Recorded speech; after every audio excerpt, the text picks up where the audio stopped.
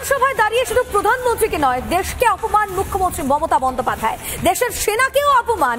মোদীর বিরোধিতা করতে গিয়ে প্রধানমন্ত্রীকে অপমান তো করলেনই, বিধানসভায় চোর চোর স্লোগান দিতেও শোনা গেল মুখ্যমন্ত্রীকে।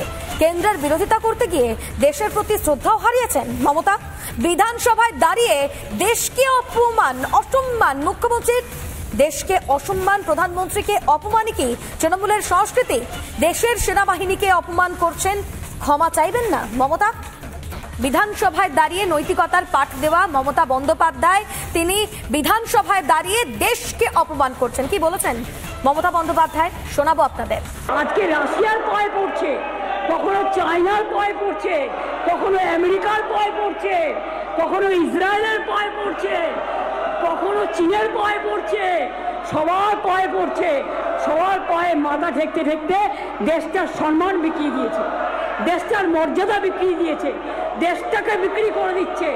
বৈচিত্র্যের মধ্যে ঐক্য, ইউনিটি ইন ডাইভার্সিটি, যেটা ছিল আমাদের স্বাধীনতা সংগ্রামের অন্যতম উদ্দেশ্য, সেই ইউনিটি ইন ডাইভার্সিটিকে তারা আজকে পর্যুদস্ত করেছে। এরা কি দেশ চালাবে?